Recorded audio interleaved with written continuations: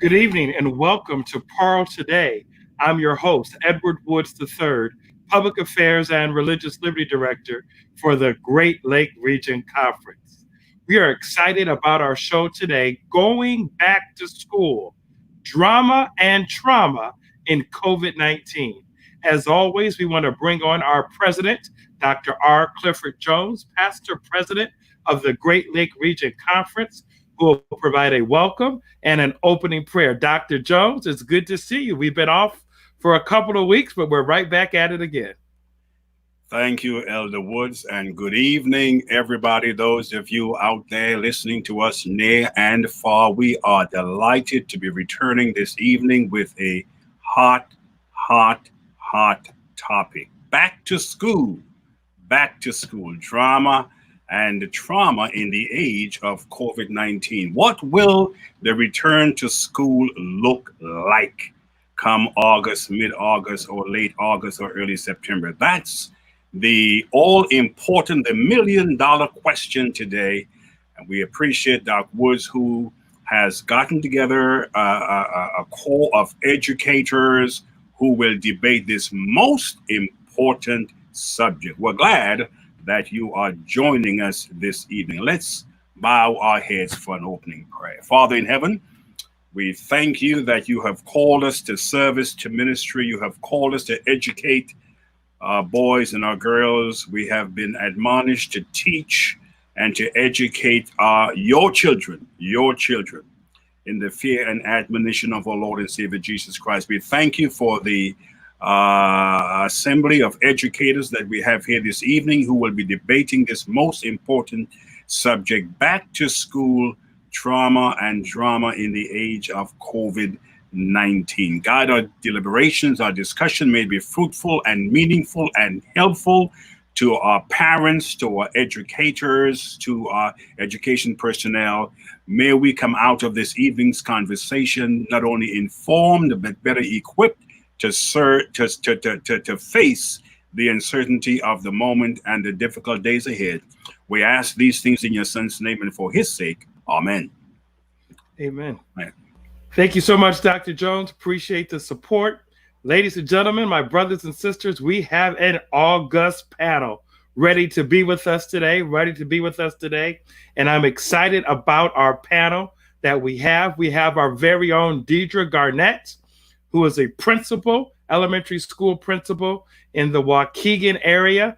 And she's also our co-family life director. We had her once. We had to bring her back twice. So we're happy to have Deidre Garnett as a part of our show this evening.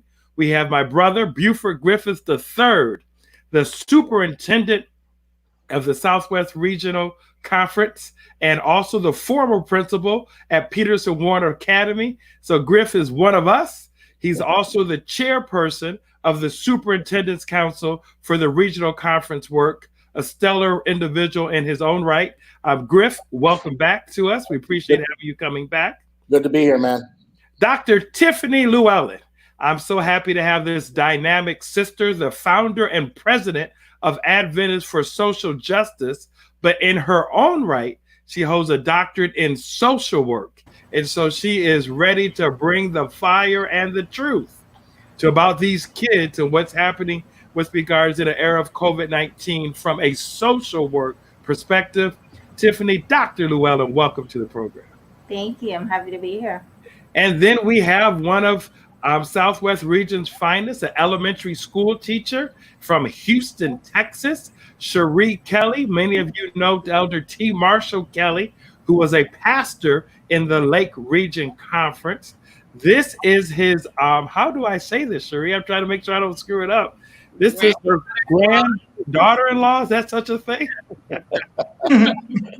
But Cherie is a stellar, highly recommended elementary school teacher who can really give us a fresh perspective about the impact on students, the impact on teachers. And so I'm ecstatic to have Cherie on the program. Cherie was also a part of a program that we did in Southwest Region Conference during camp meeting, talking about millennials and social justice. So Cherie, good to see you again. Good evening, everyone. Thank you. And then we have the Dean of Students, Mr. Antoine Knight himself. You can find him anywhere and everywhere on Facebook, but he's always down for the cause and looking out for young people across the country, but in his favorite city of Detroit. Let's welcome my brother, the Dean of Students, Antoine Knight. Welcome, Toast. Hello, how you doing? It's good to have you on the program. Thanks for having me. Thanks for having me with these great people. I'm in good company today. We had to find a way to rope you in, brother. So I'm glad that this panel could rope you in. So I got to thank the panelists for getting you here tonight. Appreciate each and every one of them. And then last but not least, my brother, y'all, some of them know him as Pastor Britton McKenzie, but he's actually Dr. Britton McKenzie. He has a PhD in psychology, a deep and heavy brother who pastors the East St. Louis and Springfield churches. But we're just happy to have him here. A solid researcher. Just if you haven't encountered him, you are missing a blessing to the body of Christ. But we're going to have him here in his role as a psychologist. Well, please welcome Dr. Britton McKenzie to the house. Good evening, everybody. Thanks for having me, Doc. Appreciate having each and every one of you here. We're really talking about going back to school, drama and trauma and COVID-19. I gave you in the email our opening remarks, and so we're going to just rotate this thing around from the email and let you all begin to talk. And Cherie, we're going to go with the teachers. One of the things that we had our show a few weeks ago, and they said, well, where are the teachers? And I just want people to know that we listen and we got a teacher. So Cherie, go ahead and provide your opening remarks at this time. All right. Well, good evening, everyone. I'm so glad to be a part of this panel. I also have to say that I am the niece of Norman Usher, who worked in Lake Region Conference as well. So I do want to shout out my uncle. He was working at the Calvin Center for a long time. But anyway, as a teacher, there's a lot of things that we're very concerned about going back to school or just dealing with this COVID experience in general. And so I kind of want to start talking about my experience in this last quarter in the spring semester. So like everyone else, this kind of came to us by storm, shock. One day we were vacationing on spring break, and the next moment we're like, okay, now it's time for us to figure out what are the next steps so that we can continue the learning for our students, because we didn't want there to be any greater deficits that might naturally occur given this situation. And so overnight, teachers were working late hours trying to get regular in-classroom resources available online to students, contacting parents, finding out, what type of technology they had, what type of access to the internet they had. Everything varied depending on where you worked. Working at an Adventist school, I do work at a smaller Adventist school. We have about 4 full-time teachers. I teach 3 grades, kindergarten through 2nd grade. And so, that was also a thing, like trying to figure out what does kindergartners learning online really look like. I had the privilege of, when I worked in Florida Conference a few years back, I learned this program called Responsive Classroom. And so that was one of the first things I started implementing in my class, was that we were going to meet every day, Monday through Friday, and we were doing like a morning meeting. And the morning meeting was to address the social emotional needs of the students. So like we did like a greeting. So we sang like a good morning song. We did some type of sharing activity. We did a read aloud, and then we kind of just chatted about our day. And so that kind of helped to bring some normalcy to the situation for the students. But there was still a lot of, what are our expectations supposed to be like? Because, our students might not be able to have access to the same things that they would normally be able to have access to, because they would normally be able to have access to because of the given situation. So grading was different, lesson planning was different, everything was different. And so now going into this new school year, we're also trying to like understand what are the reasonable expectations for us as teachers, for the students, for the parents who may have to work. And so I'm hoping that, you know, some of the questions will bring out some of those other things that I would like to go in more detail, but I don't really know how long I have to speak, so I don't want to like, you know, keep going. So I don't know. Cherie, you did perfect. We appreciate that. Thank you so much. Right. What we're trying to do is, in light of what happened and what she has already done, we're just trying to figure out what are you doing now in terms of preparing for COVID-19, and then we're going to get into some of the other questions that I provided. I'm hearing from Cherie. I want to hear from the Dean of Students. Can we hear from the Dean of Students, Antoine Knight himself, with regards to what are you doing? What are the concerns in light of COVID-19 that you're working on right now? All right. So it's crazy we're having this conversation because DPSCD, Detroit Public Schools Community District, is actually in a battle right now about what to do. We decided to start face-to-face summer school for parents that selected that option.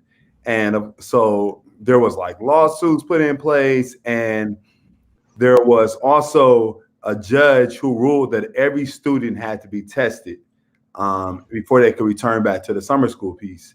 And so the students were tested, and we've already like administered 270 tests. And out of the 272 came back positive. So of course, everybody's running with like, oh, see, they should never open schools. The kids are positive. You know, everybody else is impacted. And I think, you know, something that the schools are dealing with, and what we're dealing with here, is that in Detroit, most of our kids don't have a home that is conducive for virtual learning. So a lot of kids are just losing time. A lot of kids are just losing time out of school, and they're getting further and further behind. If you know anything about the test scores here in Detroit, it's like we're not where we're supposed to be. Not to mention, couple that with just this past weekend, we had 20 people shot, 8 people killed. 4 of those people were young people. And so a lot of people are referring to like it's not anything to do productive with their time. So young people are struggling with what to do, and they don't have much to do. And of course, they've had an extended summer, so a lot of them are starting to get into a lot of issues and a lot of problems. So it's like, how do you handle that? So the goal is to get back to school safely and responsibly. And so what we're doing to prepare for that is like we're making sure that there's going to be, of course, social distancing and symptom checks every day. But at the same time, you know, we just feel like that there should be an option for face-to-face learning, especially here in Detroit, where, you know, it's just not a lot of stuff to do productive and not a lot of conducive homes for virtual learning.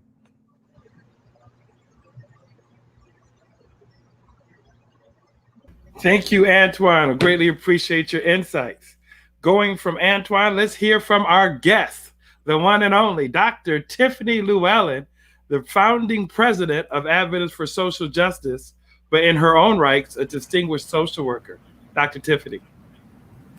Yeah, I think in this conversation, I love hearing the academic piece. And I am happy to be here because we know that school does more than just provide academic learning for students.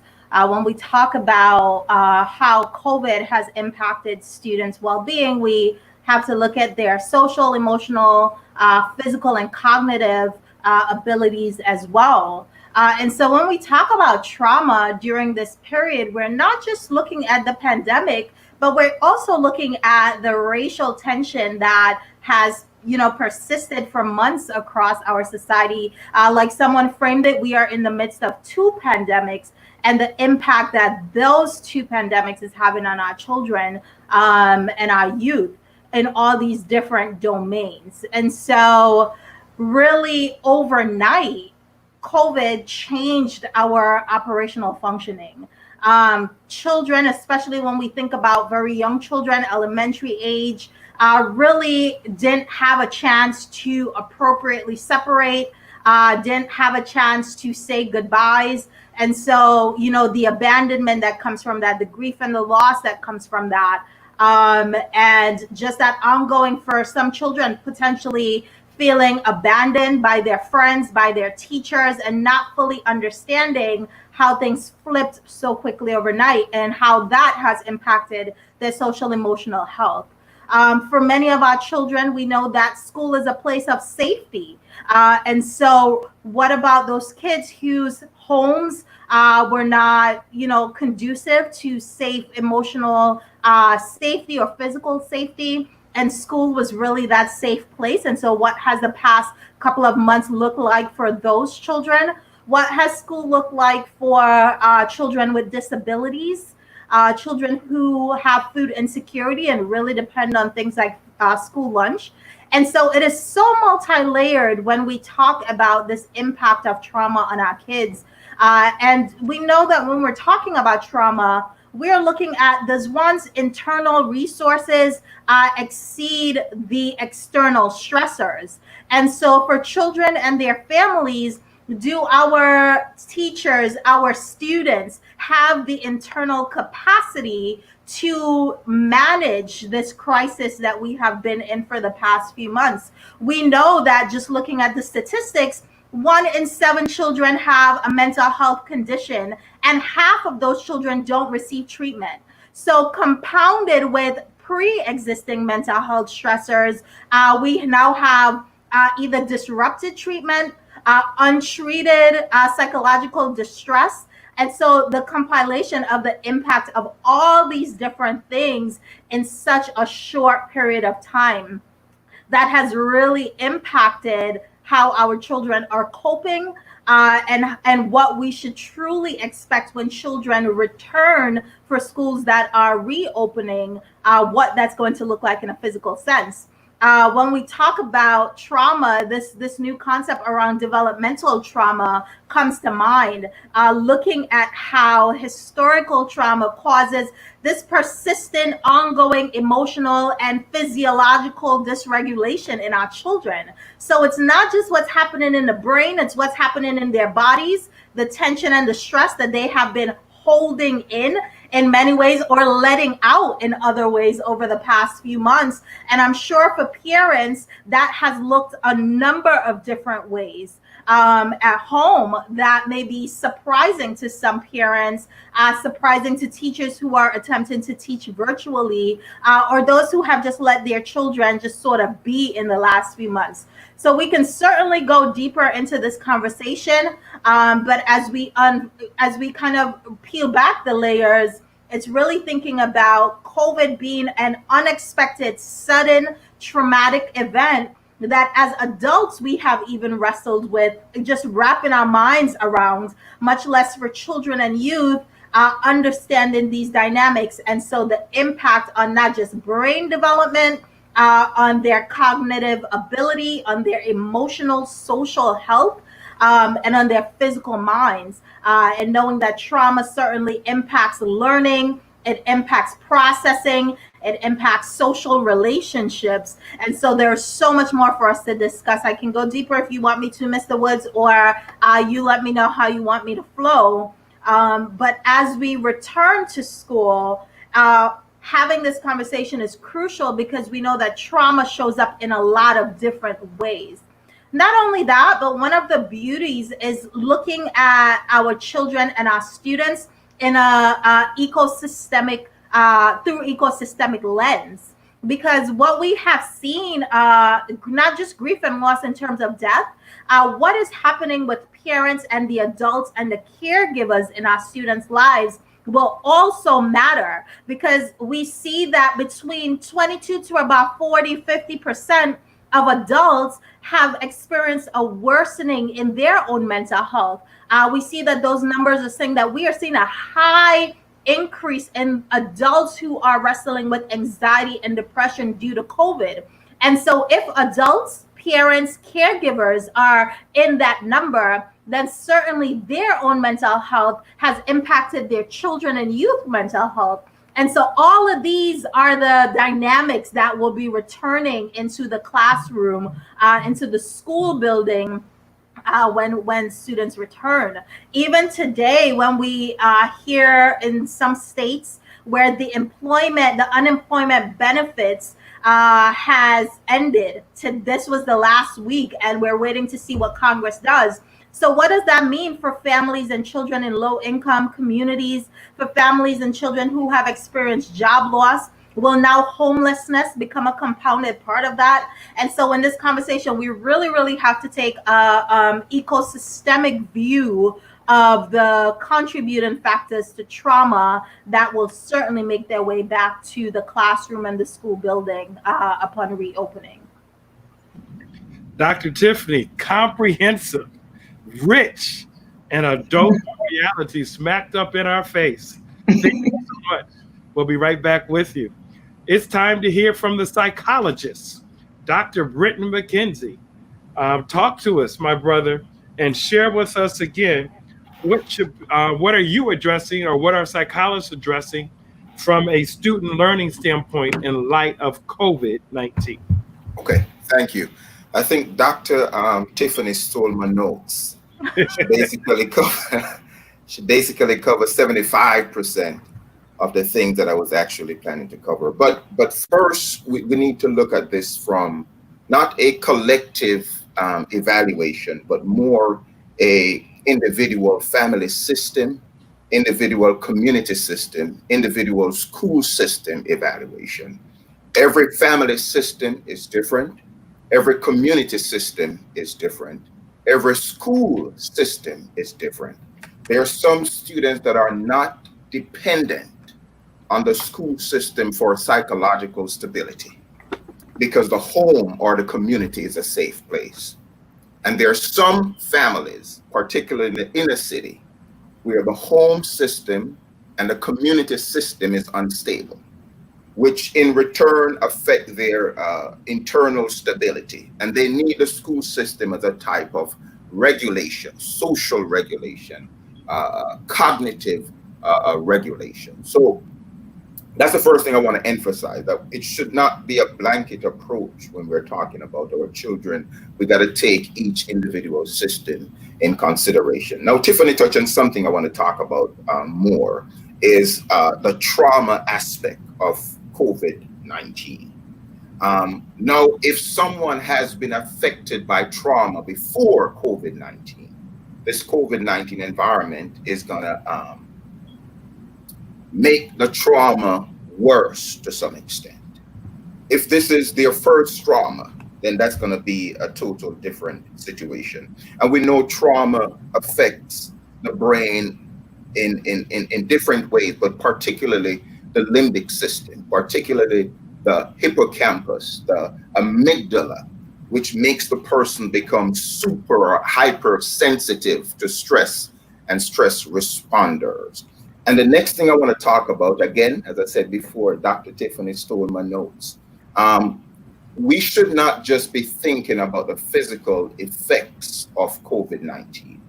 We have to think about the psychological or the perceived threat of COVID-19. What do I mean by that? When I talk about perceived threat, there are some communities which are relatively safe in terms of COVID containment. However, if the parents and loved ones feel as if there's a threat, even if the threat does not exist, that perception of a threat will produce the same psychological and trauma response as if the threat is real. So what I would like to suggest, that I think is extremely important, is when we talk about reopening schools, I believe that schools cannot just be a place for academic development for the first semester of COVID-19. There should be a lot of mental health professionals available. Students need equal proportion of mental health support as they need academic development. There should also be a system in the community to deal with the mental trauma of the parents and loved ones of those students. So I believe a comprehensive, multifaceted approach is needed as we think about reopening schools and dealing with the existing and also the future trauma that will develop. Thank you, Dr. McKenzie.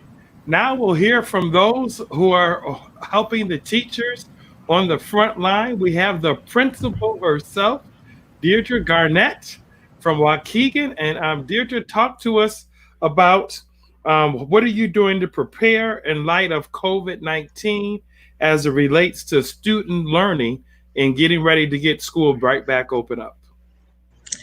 All right. Well, good evening, everyone. I'm actually in a little town just north of Waukegan called Zion, Illinois. It's a working class community, and we, like everyone else, are stretched out trying to figure out what this school year is going to look like. The bad news is that, or I should say the good news is that no one has experienced this in our lifetimes. And so we're all in this together. No one is on an island. But the bad news is that no one has experienced this before. And so everyone is trying to do what they have to do to teach kids and keep them safe at the same time.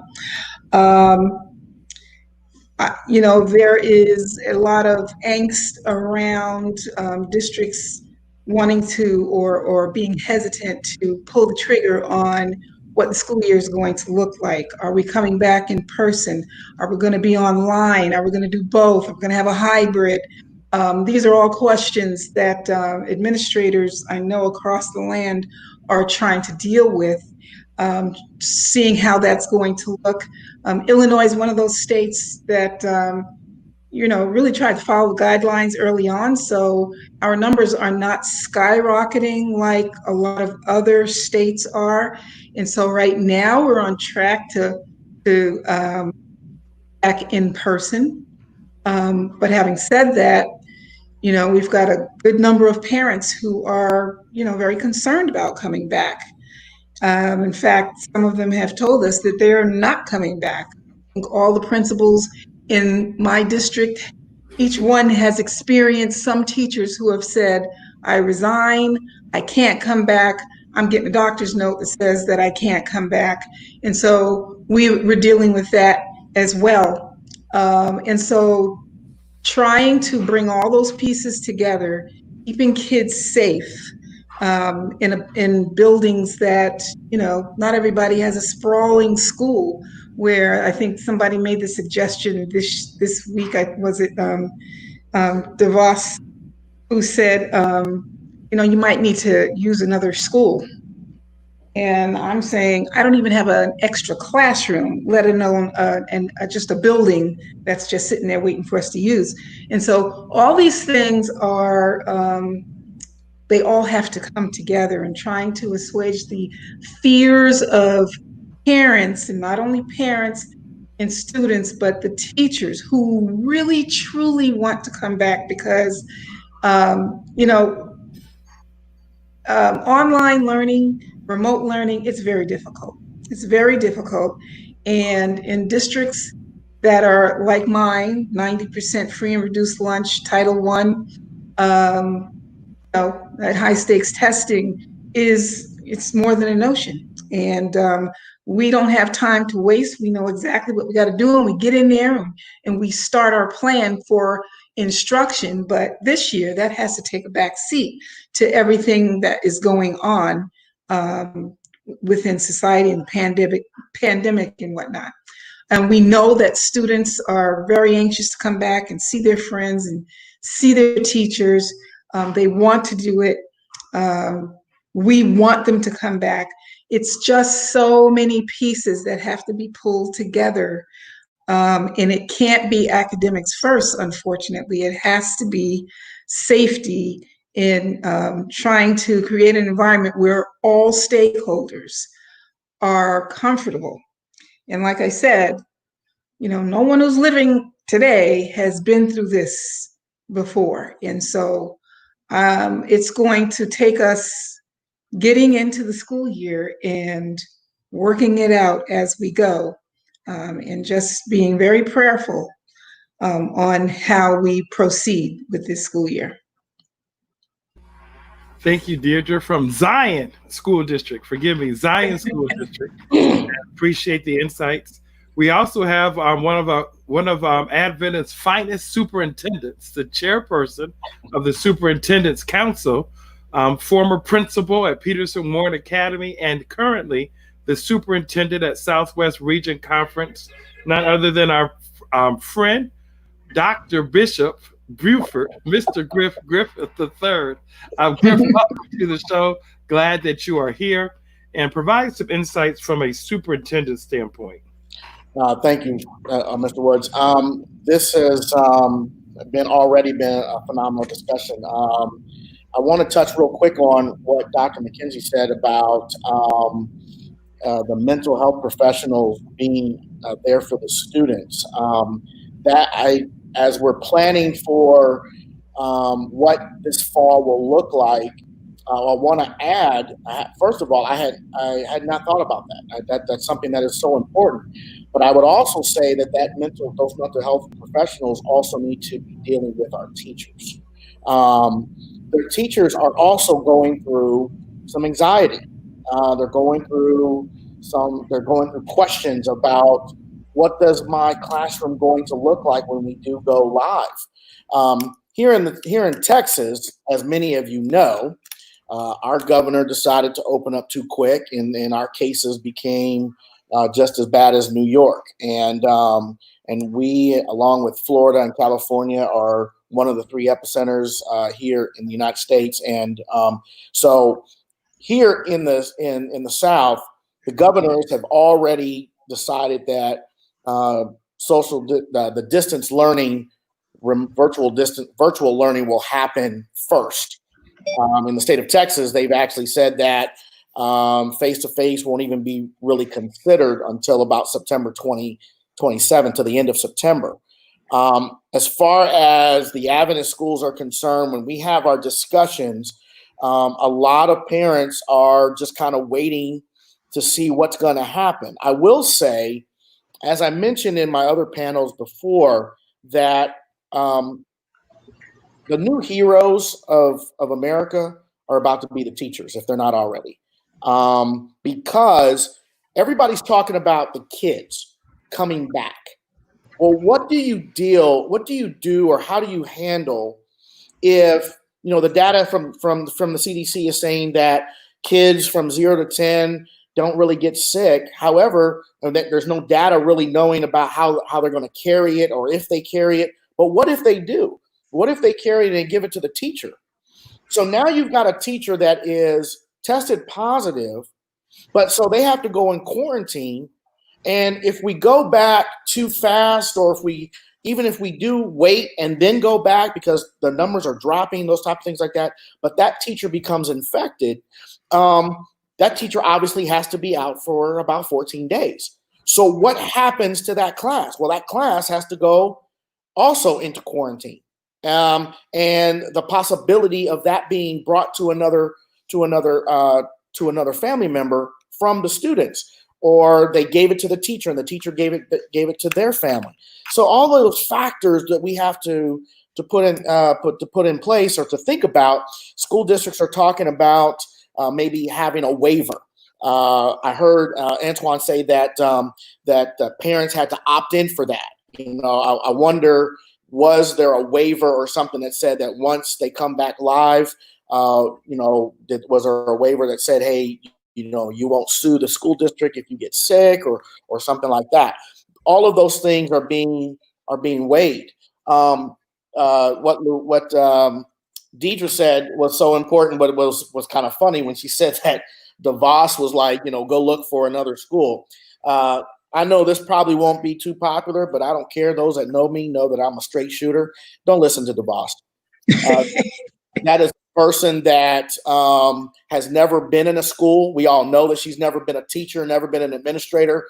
It baffles me that she's even the education secretary. That's a whole nother subject that we won't get into right now.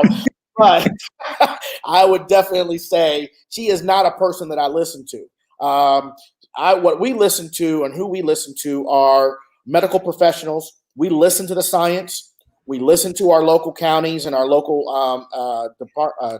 health departments of what they're doing. I think every proficient and smart educator, especially administrator, has to look at the data, has to look at the science, must look at and must listen to parents to a certain extent, because there are some parents out there that say, hey, I want my kid to go back in school. Well, what happens if that kid goes back in school, they get the virus, they come back and give it to you? What does that do? So we have to be careful. We have to be very careful with that. Let me just say, for teachers want to be back in school. They also want to be back in school. There's a reason why we chose this profession, because we love kids. We love kids. We want to make a difference in kids' lives. And one of the parts of learning is not there's another part of learning besides reading, writing, arithmetic. There is the emotional, relational part of that a teacher has with their students. That's also part of learning, teaching kids the norms. I had a superintendent one time when I was working in the public schools that said that schools are the place in America where they're one of America's last place to teach civility. I thought that was very poignant, and that is something that everybody needs to be aware of. As has already been mentioned, those students that are in unstable homes or they're in abusive situations, school is their safe zone. School is their safe haven. They look forward to school. For those students that are in the public schools, sometimes the public school is their only means of food for that particular student. And that's something that we have to deal with. In our Adventist schools, I know in my schools, in my conference, we're ready to go virtual distance. And we will probably start virtual distance when we start in August. And then we evaluate how we're going to do when we go live. But when we go live, of course, everybody knows that we're going to be very conscious of wiping down every little thing, the doorknobs, the light switches, the keypads, the hula hoops and the PE equipment. That's a whole nother subject that we as educators have to deal with. And how do we do that safely? Having cleaning crews come into the buildings and disinfecting the buildings, putting stickers on the door, making sure that people know, hey, this building has been disinfected. So those wearing masks, or now having desk shields at the desk. What does that look like? One teacher said to me, Mr. Griff, how does a second grader or a first grader social distance? They see their friends, they're immediately going to run to them and start hugging them. How do we protect that? And like Deidre said, because no one has dealt with this before, there is no such thing as best practices here. There's no such thing, because best practices are tried and proven. There's nothing being proven. Everything's being tried. And so a lot of fears, a lot of concerns. I will say, and I think I can say safely, most administrators, most superintendents, I'm in a small Adventist system. I have 8 schools. I have schools in Texas, schools in Louisiana, schools in Arkansas. And I can safely say, we are in so many meetings. We're getting data. I feel like I'm on information overload, but I'd rather have all of that so we can make the proper decisions. We're going to have to make some tough decisions. The way education looks from now on is just totally different, and people are going to have to retrain their brain on what that looks like. What we had before. The norm, what we call normality, I think that's out the window. I really think that's gone. And so that's something that we have a lot. So thank you. You're on mute. A lot to ponder and consider. At this time, I'm going to break off and just have a conversation with Cherie. And then we're going to break off and do some more conversations. But I want to break off, and then we'll come back as a whole and answer questions. For those of you who are on YouTube or on Facebook Live, please write your questions and we will answer them. We appreciate your comments, and we're reading what you're saying. But if you have a specific question in mind, for our panelists. We will make sure that we answer them because we can't waste this great amount of talent that you see on this screen. I'm just flapping my gums, but the talent here is unbelievable. And we want to make sure that we maximize it and take advantage of it. Okay, Cherie, it's up. It's you and me talking. It's you and me talking. Cherie, let's talk about the kids. And when I really want to talk about the kids, I'm really speaking to the kids as it relates to them coming back. Especially, you have kindergartens to, I think, grade 2. Is that right? And so talk to me about that experience. You know, how did you say goodbye in the spring? And then are you talking to them that right now in the interim, or how are you going to get reacquainted? Because, you know, just school just stopped. It just dropped. Right. So like I shared earlier, we were on spring break right before COVID started shutting things down. And so in that week, we chatted as a staff and we said, you know, we have to start moving forward. So let's see what things we can do. We started meeting weekly as like a whole conference. All the teachers got together with Mr. Griff and we would talk about things that were working, that we were using. For me personally as a teacher, I kind of went right into, I made a website for my class. I collected all different type of applications and put it on there. I started contacting the parents and I started doing daily. You said a website for your class. So that was really for the parents, right? No, I made it for my students, like so that they can go on and they can access the materials that we would be using. So the website had, it said like math, and then it had their math lesson, a video attached to it. It had some of the math applications that they could use. And so they were able to access it. So it was kid friendly, it was colorful. And so that's something that I had available so that everything was in one space for my students to have. In addition to that, I met with them every day on Zoom, like I said. Tell us your students. You said you had a website for your students and they're K-2? Wow. K-2. That's why I'm just like, wait a minute. I said, parents, I made a website. No, students.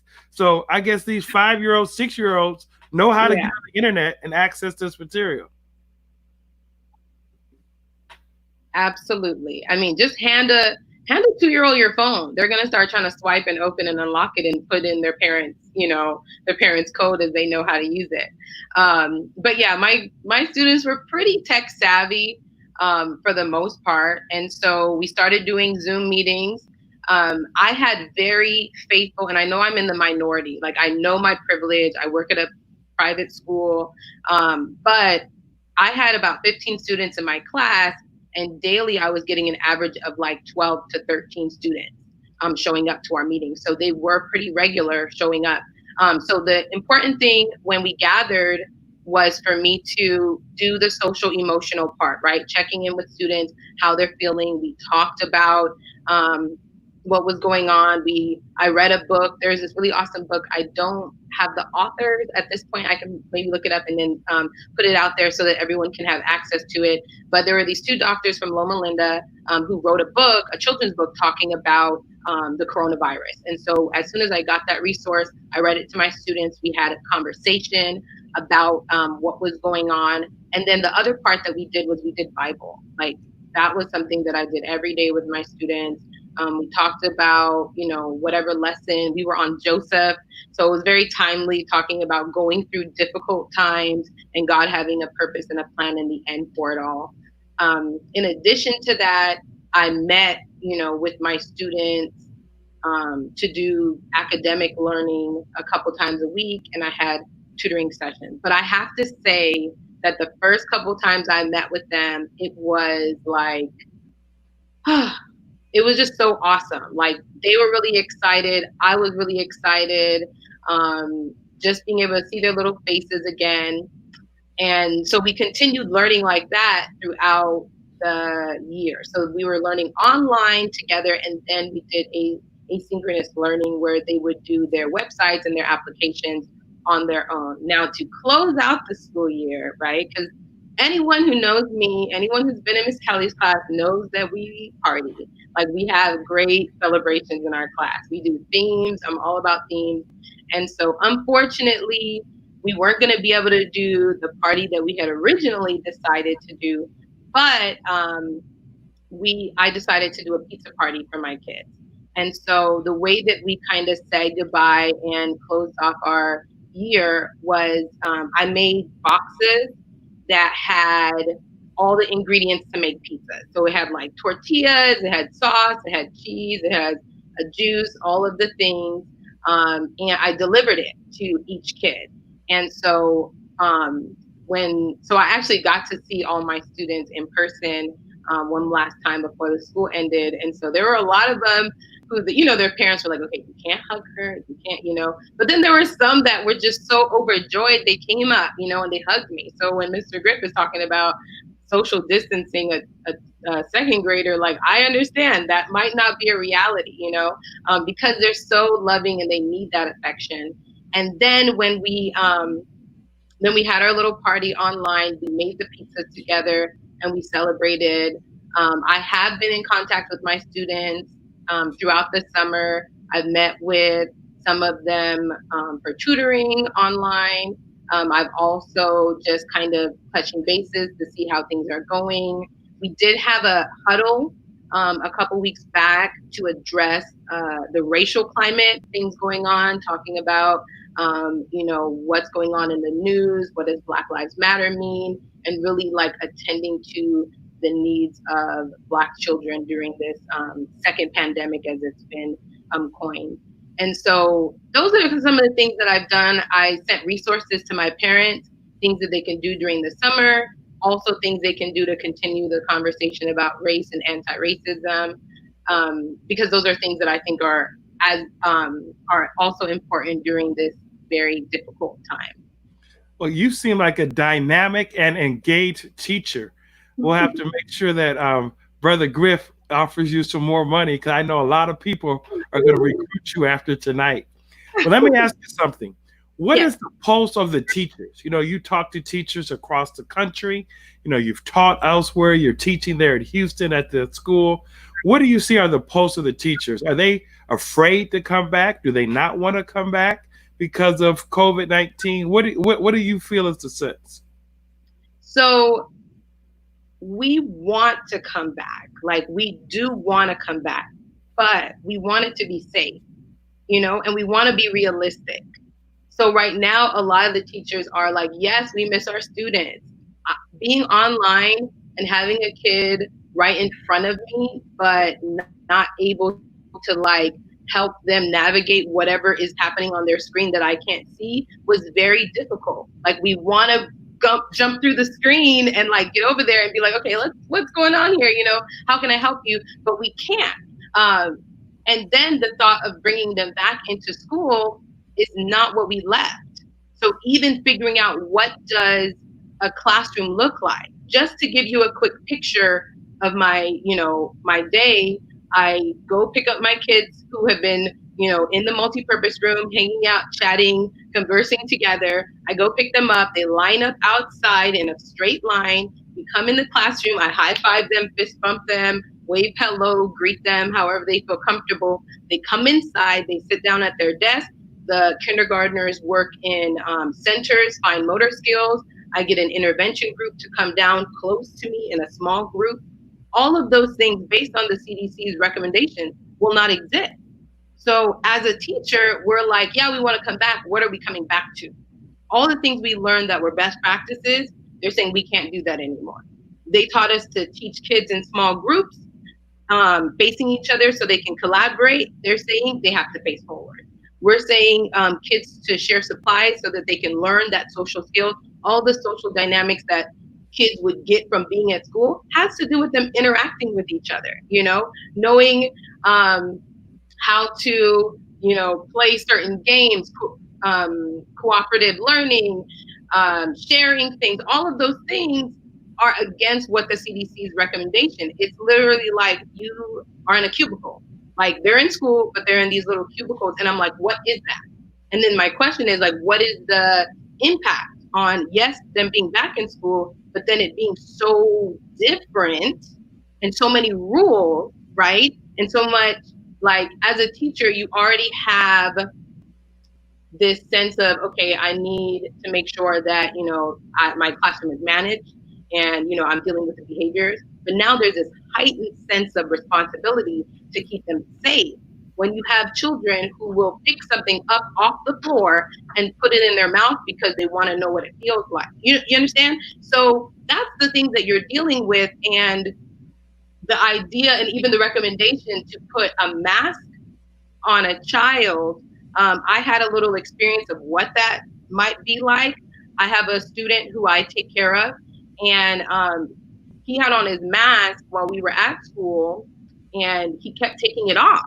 And I told him, I said, you have to keep your mask on while we're here. And I said, why do you keep taking it off? He's like, I can't think with it on, you know? So it's distracting him. You think about other students with special needs who won't be able to keep their mask on. You think about younger children who might be afraid of masks, people wearing masks.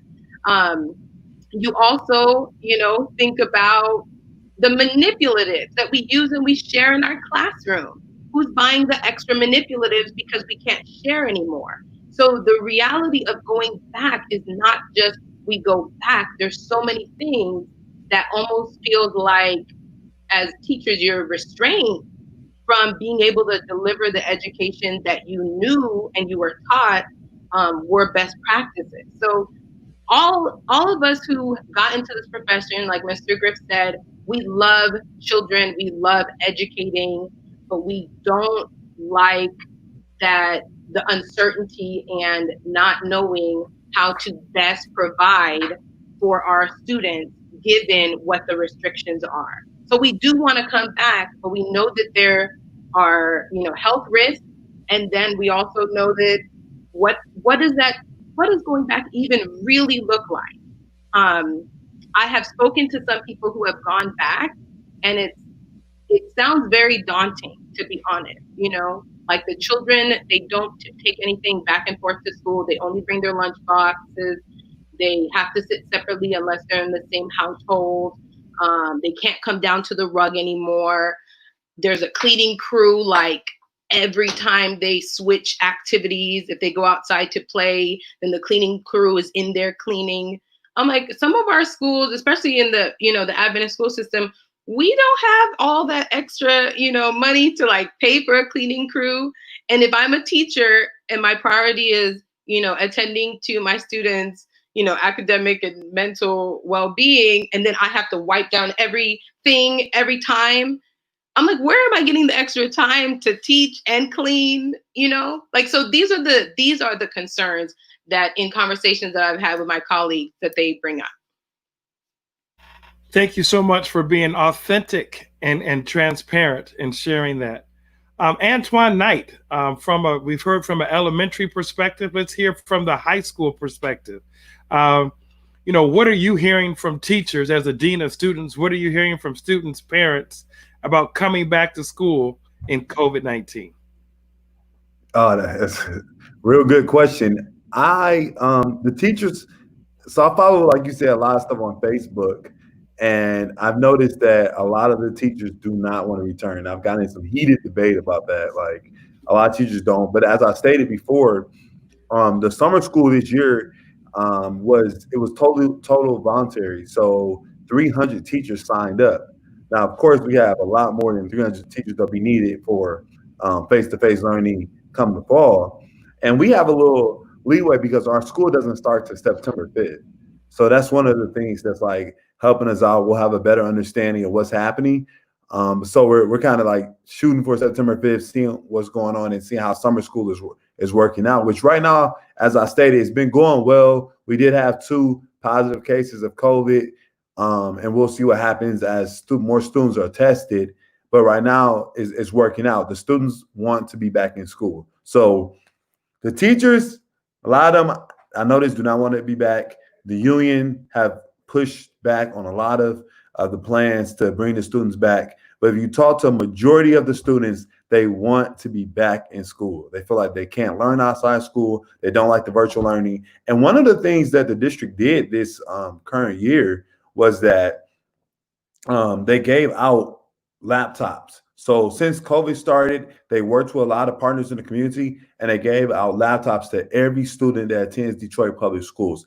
And not only did they give out a laptop, the laptop has 6 months free internet for each student. So that's been a blessing, and they're hoping that can help out with students who decide to continue the virtual learning piece. And if we have to go the virtual learning route, they're hoping that'll help out.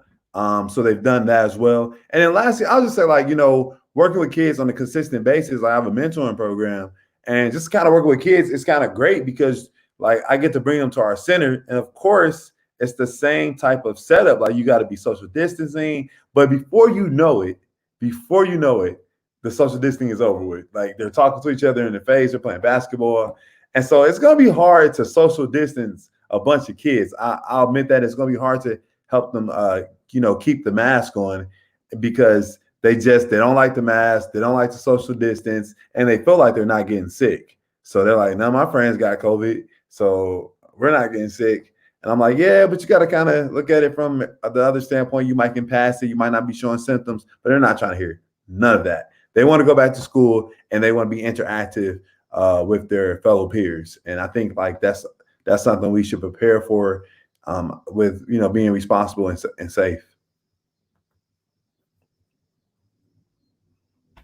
Thank you so much, Antoine. Appreciate those insights.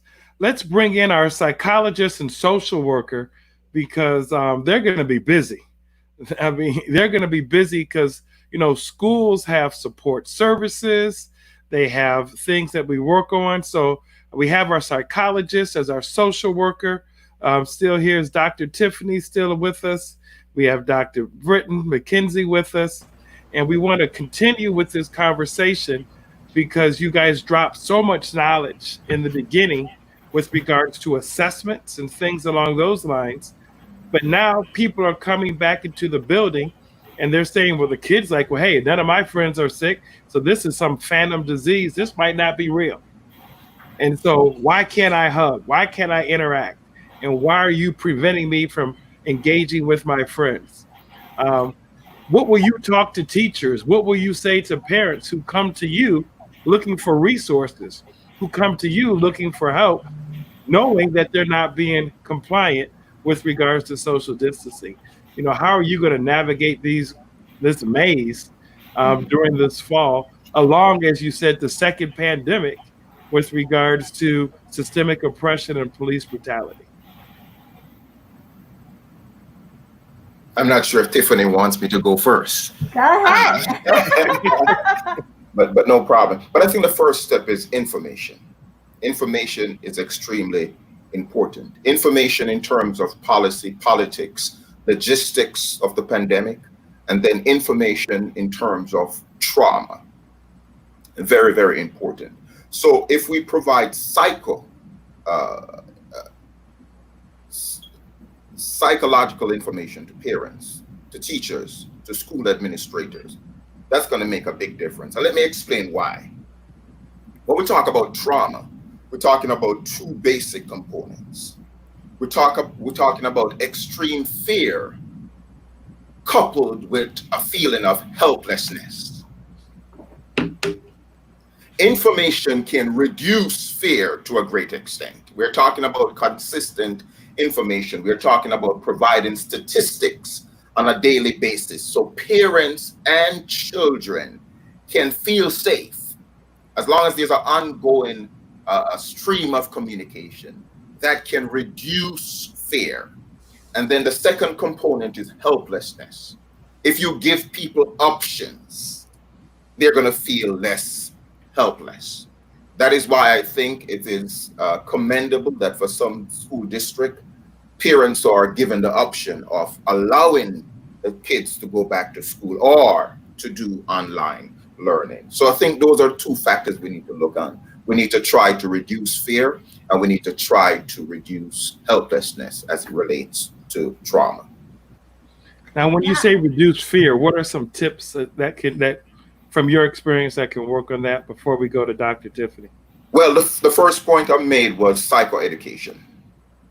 Okay, break that down for us. We need to help people to understand that the way they feel about the pandemic, the COVID-19, is natural. The primary problem is not just the fear, but how we internalize that fear. How do we deal with that fear? So for example, the two of us can have the same fear, but we internalize it different, we process it different, we deal with it different. So even though we're exposed to the very same identical environmental stimulus, the cognitive process is different, and therefore the emotional reaction will be different.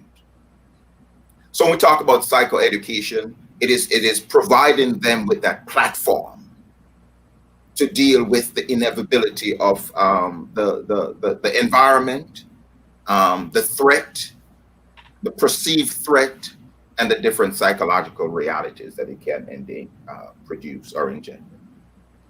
Thank you. Dr. Tiffany.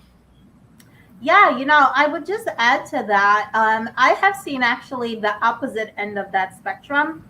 I work part-time in an inpatient hospital.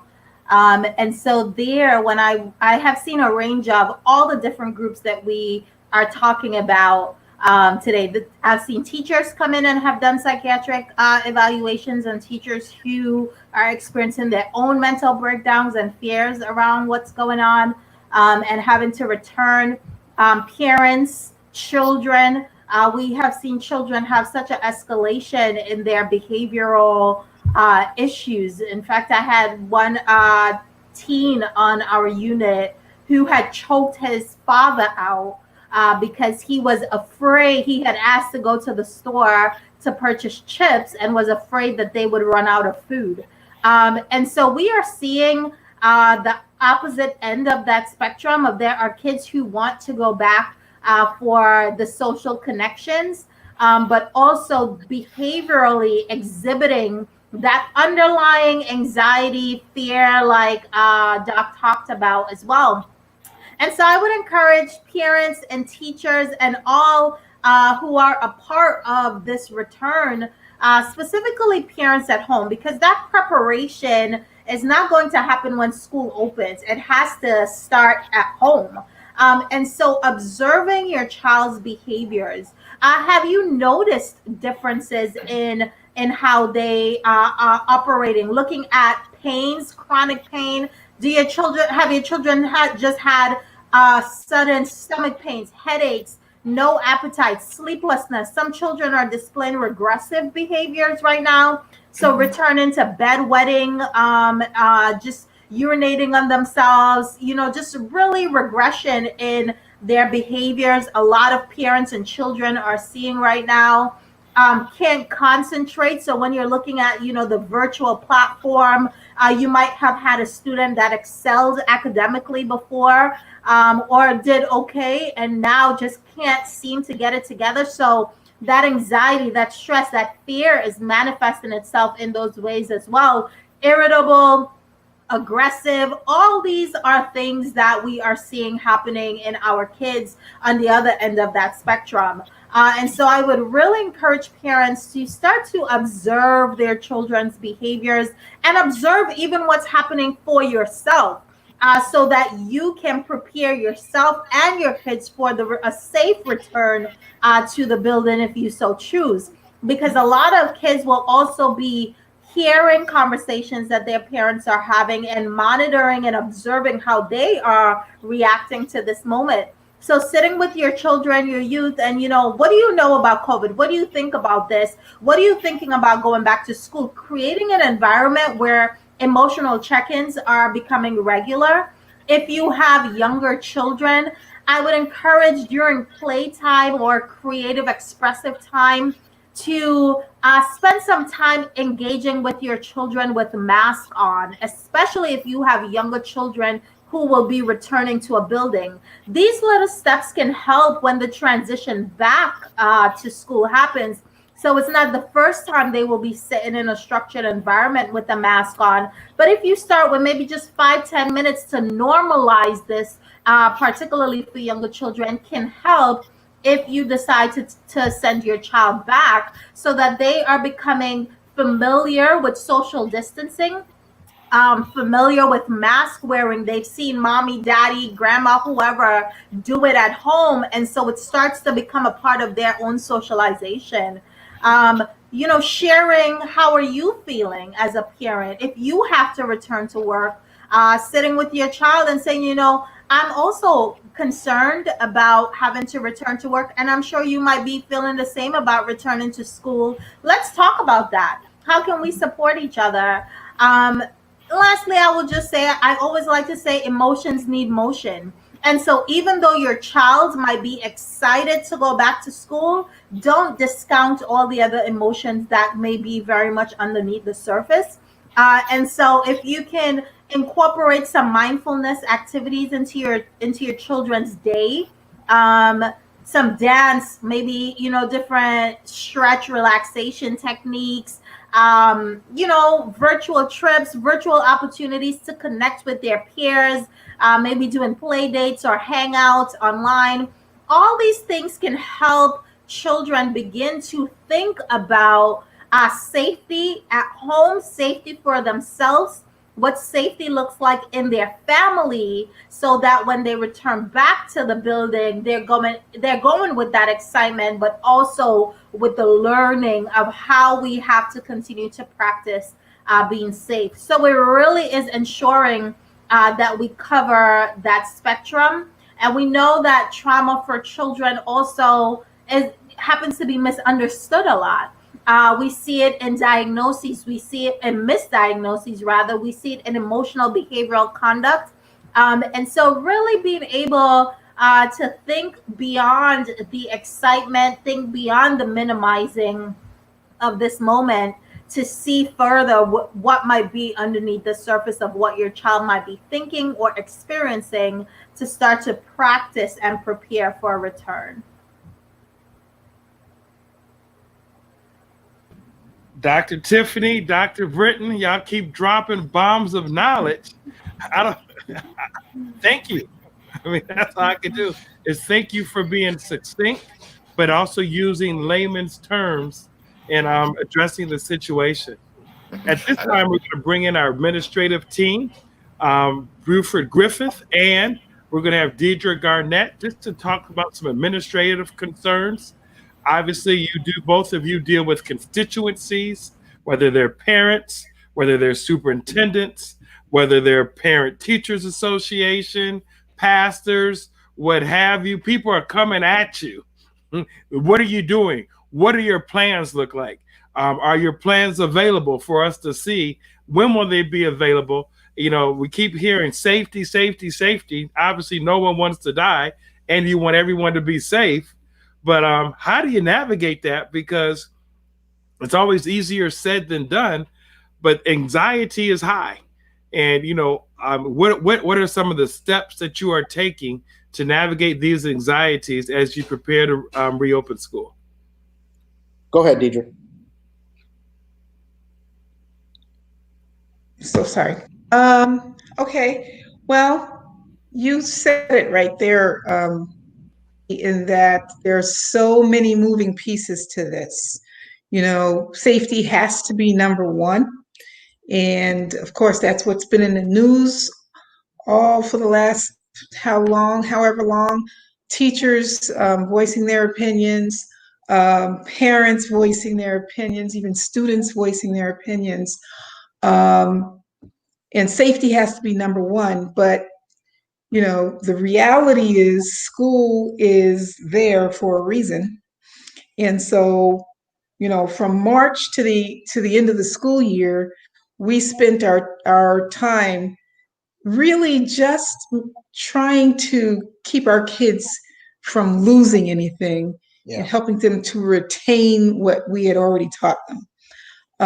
When we come back, however it looks, we're going to have the challenge of teaching kids, whether it is in school, wearing a mask, or kids socially distant, having to move through the building as a group all day long, or maybe not even being able to move through the building, adults moving through the building. It's so many moving pieces in this whole thing.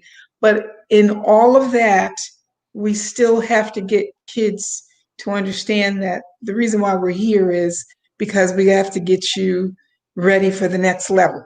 Everybody's concerned that kids are going to be behind. Well, yeah, they haven't received face-to-face instruction in a while, and so they will be behind.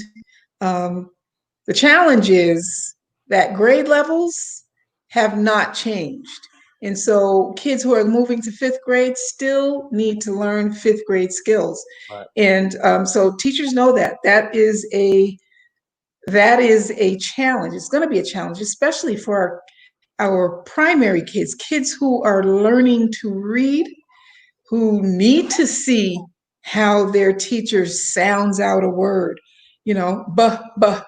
bat. They need to see that. Yeah. But, that's going to be a challenge if CDC or our state guidelines say that teachers have to wear masks at all times. So these are things, there's so many moving pieces. I've got we're bound by law to make sure that students who have IEPs or who may be English language learners, that they are getting their services and their minutes are being met. And that's going to be a challenge because we're trying to limit the amount of people who move in and out of classrooms. And so many moving pieces, and teachers also have the added thought of, how is my evaluation going to look? That's a big part of my job. That's the reality of school. That's what school is about.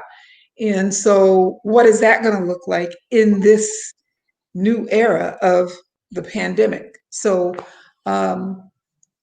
my district, we are working, August 3rd is our deadline. We will have a plan that will be submitted to the state.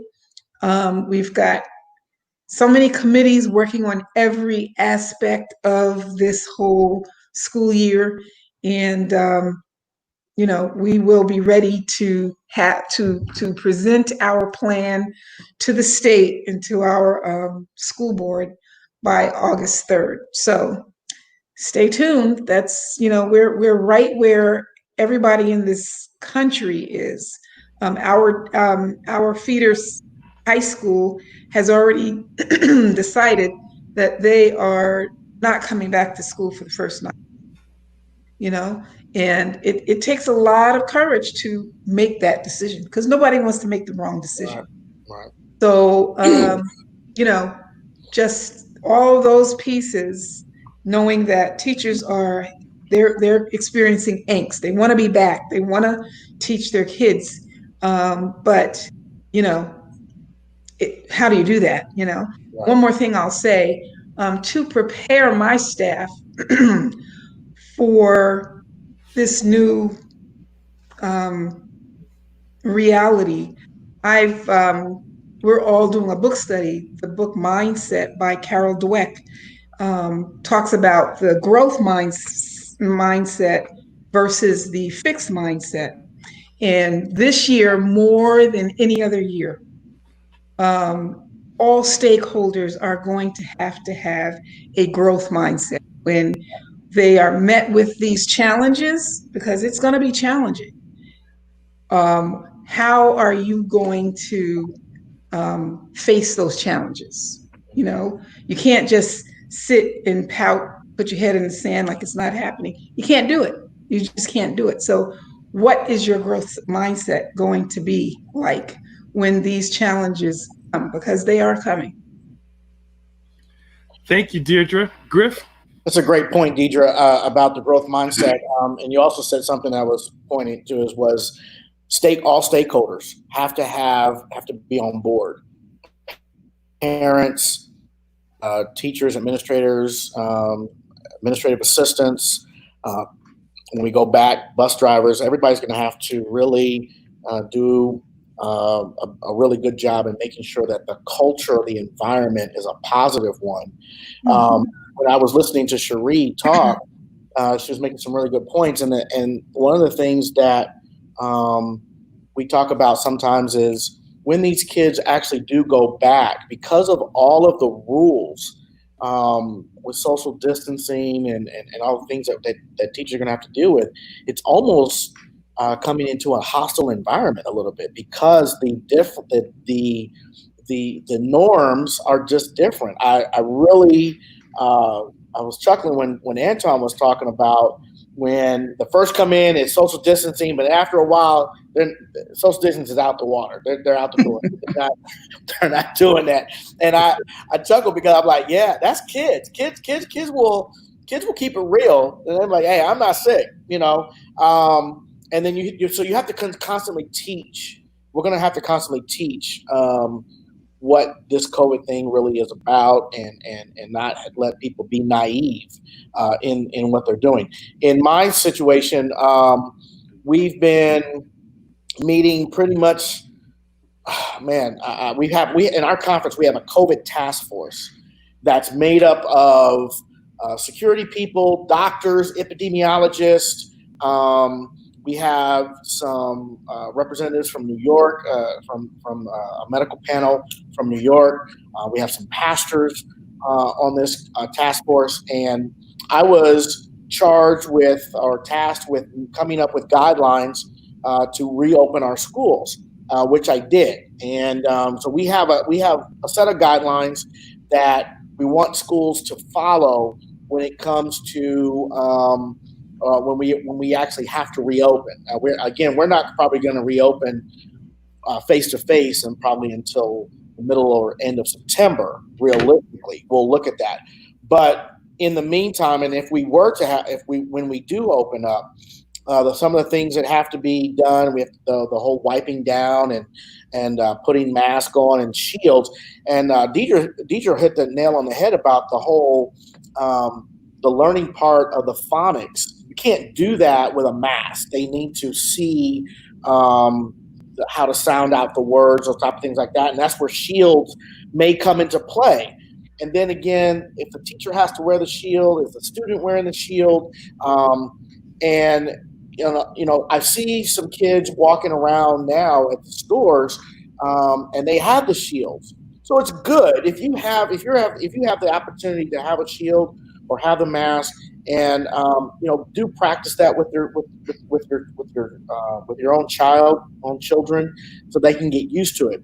But like it was either Deidre or Cherie, I think it was Cherie that said that the mask is a distraction for some of the kids, especially the younger ones. You can see where they're going to be not really concentrating. Another challenge is like what Deidre said is when we do go back, whether it's virtually or in person, teaching new concepts. In March, through the rest of the school year, like she said, we were just trying to make sure that they maintained what they already knew. It really wasn't an opportunity for us to really teach new concepts. I discouraged my teachers from really trying to attack new concepts because of this whole distance thing. And at the time, remember, we didn't know how long we were going to be shut down. We'll come back in April, and then the week before April came, and they said no, we're going to continue to shut down. So that was something that teachers had to really adjust to. When we come back in the fall, new concepts are going to have to be taught, and how we do that, those teachers are going to have to be very creative. And like I said earlier, the new superheroes are going to be teachers because of the creativity that they're going to have to come up with, keeping their kids engaged, keeping their students progressing forward. I want to just say that it would not be in the best interest of teachers and students to keep them online for 8 to 9 hours a day. That the data, looking at the research says that you really should only be on for about no longer than about 4 hours. And so what does that look like? The hybrid, I've heard somebody talk about the hybrid where they do the online, they do the core learning Monday, Wednesday, Friday online, and then they come in on Tuesdays and Thursdays for their special music, art, PE, those type of things like that. So that's another option. But I would strongly have people be very be very mindful of what the brain can handle, and the doctors can really kind of talk about this more than I can, really. But the research is talking about that online learning and being in a meeting like on Zoom, those type of things like that, or Google Classroom. After a while, kids get tuned out, and no matter how creative things are going. So be mindful of that. Most of my schools went on for about 4. I think one school went on for 5 hours, and they cut it off. So we're waiting to see how that looks like. But that's what we're dealing with. We dealt with guidelines, and I put those out to my schools, put those out to the pastors and to the churches and everything. But we had a team, and we met for a long time, many times. Sometimes I was meeting 4 or 5 times a week. I've had more meetings in Zoom since in the COVID than I had in person. So it's crazy. Well, thank you, Griff. Let's just bring everybody back in. We do have a question from the audience. It says, what can parents do at home? What can parents do at home? And let me see if I can pull it back up, because there it is. What can parents do at home to help keep their kids mentally healthy, since they're being exposed to so much information about COVID? So I'll let anybody take a stab at that. And then if anybody wants to take a stab to some of the stats that Griff was referring to about how long people should be doing online learning according to the research. We're looking at Dr. Tiffany or Dr. Britton. But let's see. What can parents do at home? What can they do? What can they do? I would say that, everybody is so involved in making sure that we create a safe environment for students, like emotionally safe and physically safe. I would say that let the grown-ups handle that, and to take some of that stress off of students. Push the importance of them doing their part to get themselves ready for the next level. Yeah. So that means work during the summer. I know that when my kids were in school, there was a book called Summer Bridge, and it just helped. It bridged from whatever grade you were leaving to the next grade and gave you activities so that when you got to school, you were ready. So I would say let's take the stress of coming back to this ominous environment where everybody's walking around in this sterile environment. Let's take that off of the kids and get them back to focusing on, hey, I got to get ready for the next level. I've got some ground to make up, and there's no time to be fooling around. Let's make the emphasis education for the kids, and let the grown-ups handle the social, emotional, and physical safety aspects. And I would also chime in and say that to keep that language positive with kids, have a positive attitude about things. We always talk about making sure that things at the top need to look good, type thing. Don't downplay it. Don't sugarcoat it. But at the same time, we're teaching. I was talking to some of my teachers the other day, and I was saying, listen, I love the fact that, especially those that teach early childhood, kindergarten, first, second graders, they are the most creative they're some of the most creative teachers, because they make games up and they make songs about everything. And we're going to teach kids how to wash their hands. Hand sanitizing is good, but teach them how to wash their hands and have a song with it and stuff like that. So basically keeping it positive. And I agree with that.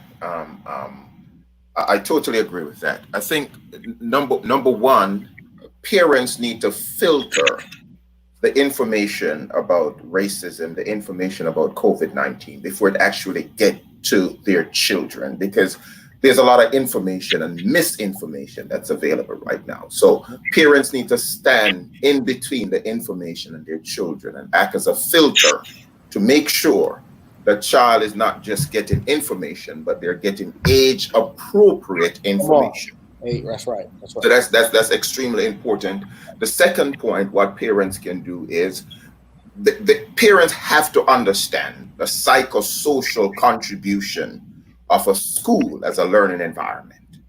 And this means if the school is not functioning because of the COVID-19, then the parents must be more active in terms of interacting with the child to provide them with that psychosocial element that is now absent because the schools are closed, which means it's more work for parents. Not every child requires that level of support. We have to meet our children where they are, which suggests that we have to know exactly where they are and try to meet them at that level. And then finally, when we talk about learning, it is important to understand that we process information on an emotional level first before we actually process information on a cognitive level. That is important because if our children are emotionally distracted, they will not be able to adequately process information cognitively and to retain and to access that information when it's necessary. So their emotional stability, emotional well-being should be our number one responsibility. Yeah, I would. Oh, I'm sorry. Please. I was just going to add that I would encourage families because it's going to include everyone to adopt what we call a post-traumatic growth mindset in your home. That means that, yes, we understand the impact of COVID on everyone and every member of the family, but is there room to pull out meaning out of this moment? Is there room to pull out some strengths? Like the principal talked about, to prepare students to feel more in control of themselves, more in control of what they can accomplish going forward, and really spending time thinking more about how do we build resilience, how do we build growth out of this moment, what sorts of skills and goals can we set in all different domains. I think it will need to be balanced across the emotional, the academic, the family piece, and as a family, really engaging that resiliency, post-traumatic growth model, so that coming out of this, students feel more in control of themselves, more in control of their emotions, and their ability to thrive post this moment. I wanted to add something. So I remember back when the tsunami, this is a while back, when the tsunami had hit Japan, I was looking up ways to talk to children about different devastating happenings. And one of the things that it stood out to me as a teacher to say is that the adults are working hard to keep everyone safe. And so I think that's something when a child's anxiety starts to rise about what's going on, you just remind them, like, you are the adult, it's your job. God has given you the task with keeping your family safe. And so you can kind of assure them and encourage them in that way. I also like to piggyback on the idea of trying to focus on the positives. This year, my theme, I was trying to figure out, like I said earlier, like I'm a themes person. I love to put themes out there. And so I was trying to figure out what my theme was going to be this school year. And so I decided to go with lemons. And with, based off of the saying, when life hands you lemons, you make lemonade. And so, and the reason why I wanted to do that was so that we could highlight Romans 8:28, talking about all things working together for the good.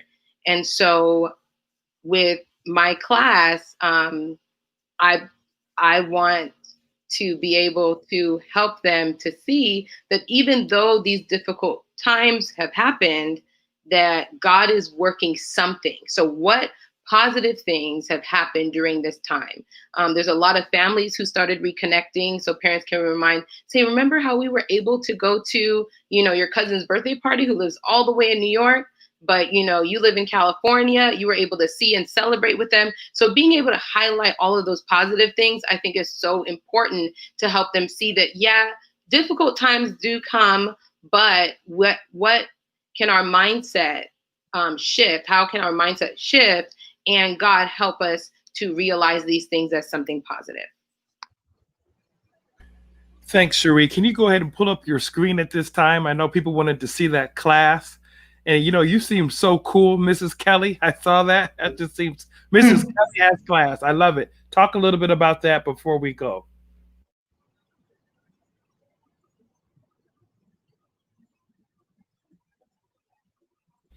Need you to come off mute.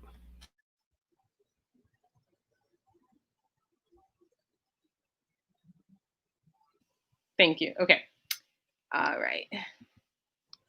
So can you all hear me now? We're good. Okay. So this is a rough draft. I put this together. Again, like I said earlier, I want my parents to kind of have a one-stop shop where they can go to, or at least be able to access some of the websites and applications that we'll be using. And so my school will also be using Google Classroom, which is a learning management system. But this is a place that's kind of like more bright and colorful and a little bit more child-friendly. And so what you'll see here, this is called a Bitmoji classroom. And so basically, I set it up and I put all of the different things in there. And what I've done is I've hyperlinked almost everything in this classroom. The students can click on it and it'll open up a different window. And so, for example, over here, we have like math manipulatives, we have counters, money, things like that they might need to use when they're doing their math work. This is a 100 chart. When they click on it, it opens a YouTube video that practices with them counting from 1 to 120. Up here is the alphabet, and it's a really cool alphabet. It actually it's from like the 70s, and it has pictures, like it's a Black Pride, Black Power alphabet where the children are displayed and showing different elements of Black culture. And so when they click on this, it'll actually open up a YouTube video from Sesame Street with different people of color singing the alphabet song, including one in Spanish. Over here, these are books. They can click it, it'll open and go to a read aloud of those books. So like I said, everything in this classroom is clickable. Even the Bible is going to be clickable to open up a Bible. When I revealed this to one of my students who I'm tutoring this summer, she asked me, Miss Kelly, what about this one? Like, what about the comfy chair? And I said, well, I haven't put anything on that, but what I want to do is I want it to be able to click off into some type of mindful practice where the students are able to calm themselves down, do some breathing, things like that to help them deal with some of the stresses and anxiety. As they move down here, they'd be able to click depending on what grade level they're in. So for example, let's say the kindergartner here, they'll click on this one and it'll link them to my schedule that I have. This is still, don't look too closely because I still have to work some things out. But basically it's a schedule. The green slots are when they're going to be actually online with me, and the white is when they're doing their independent learning. And then down here will be the learning applications that they'll use. So they'll be able to click those and then it will take them to whatever website. And then down here, these are the communication applications, Seesaw, Google Classroom, and so on and so forth. So this is something that, I'm putting together for my class. It was a lot of work, but, it was a lot of fun. Like as a teacher, you have to try to, put things together. We can't go in and decorate our physical classroom because we don't know when or if, like what that's going to look like. So it was really fun to be able to go through and decorate this classroom here and keeping the theme about all things working together for the good.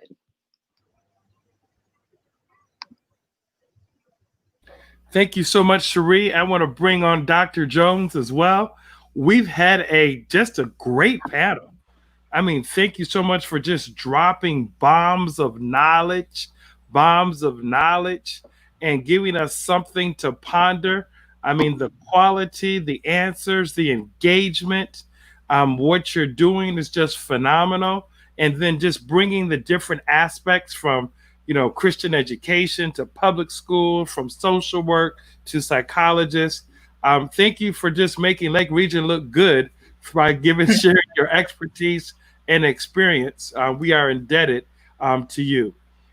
Before Dr. Jones provides closing remarks and closing prayer, I want to tease our show for tomorrow. And also thank Pastor Paul Young, our communications director, for all the help behind the scenes in executing this program. Our show tomorrow focuses on regional conferences and us, engaging Generation X and millennials. This is a promised follow-up as a result of the show that we did during camp meeting. We got the feedback and we said we would do a 3-part series, just like we did with COVID-19. We did a 3-part series. This is the second installment of the 3-part series.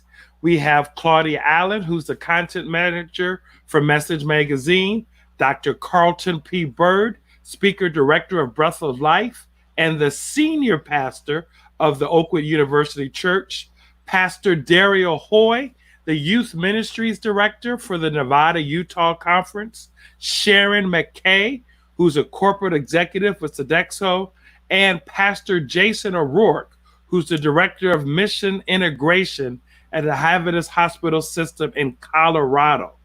And so we're going to hear their perspectives, but we're going to get perspectives from our special guests, or I should say thoughts to ponder, from Isaac Palmer, who was retired former CFO for the Lake Region Conference. He's going to explain to us what we need to know about the numbers as it relates to finances and membership. Dr. Ifeoma Kwesi, whose father, Dr. Frank Hale, who's a former president of Oakwood College, now Oakwood University, but was the leader of the Layman's Leadership Council that took place during the Civil Rights era on behalf of the Seventh-day Adventist Church. He was formed and was the leader of the Layman's Leadership Council. She's going to give her perspective as a daughter, but also as a professor at Oakwood University in the School of Religion.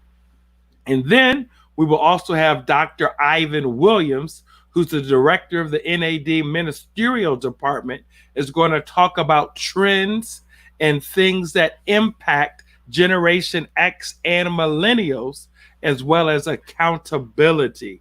So we have a all-star program tomorrow. It will be straight fire. We will be open. We will be transparent and address the issues of regional conferences and us engaging Generation X and millennials tomorrow at 7 p.m., 6 p.m. Central. And you can access the link from the conference website, www.lrcsda.com. Once again, I'd like to thank our distinguished panelists who are with us tonight, express our appreciation for a job well done, and that once again, we greatly appreciate you. Thank you so much.